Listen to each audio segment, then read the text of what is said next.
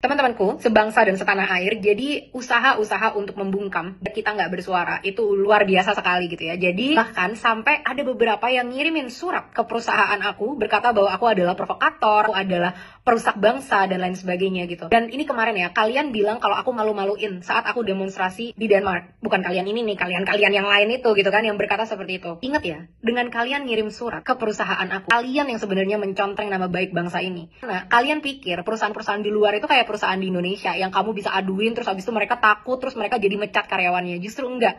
Justru perusahaan yang tempat aku bekerja sekarang malah merasa kok begini banget apa yang terjadi. Emang di Indonesia tuh kayak gitu ya? Kok ini jadinya kayak harassment ya? Padahal kan kamu punya kebebasan berpendapat gitu. Nah, siapa yang memalukan bangsa sendiri nih? Orang-orang di Denmark yang tadinya nggak tahu tentang Indonesia, nggak aware tentang situasi politik di Indonesia. Bahkan perusahaan aku sama sekali nggak tahu gitu ya dengan apa yang terjadi di Indonesia karena memang aku sibuk dan aku tetap bekerja seperti biasa. Akhirnya mereka malah jadi tahu dan malah jadi makin merasa empati dengan perjuangan yang kita jalankan gitu. Dan tolong dipisahkan aja ya, apa yang aku sampaikan ini nggak ada hubungannya sama perusahaan aku lah. Mereka kan memang bergerak di industrinya renewable energy, sustainable energy. Terus apa hubungannya sama politik? Apa hubungannya dengan kebebasan berbicara? Dan di negara seperti Denmark, kebebasan berbicara itu dijunjung sangat tinggi dan sangat dihargai. Demokrasi itu adalah harga mati buat mereka. Jadi justru dengan kalian mencoba gitu ya membawa perusahaan ke sini, hati-hati. Nanti yang ada malah Indonesia dilihat sebagai negara yang bahkan tidak demokratis. Ini akan mencoreng sama sekali nama baik kita sebagai bangsa. Yang kedua, personal attack ya. Jadi serangan-serangan yang munculnya itu memang sudah personal di mana-mana gitu teman-teman. Dan ini benar-benar kayak memalukan gitu menurut aku gitu ya. Kalau memang intinya untuk substansi perjuangan kita, ayo sama-sama yuk kita kolaborasi. Gimana kita perbaikin argumentasinya, gimana kita bikin makin bagus. Semakin banyak kolaborasi, semakin banyak suara kita akan semakin kencang. Tapi kalau udah masuknya ke personal attack gitu ya,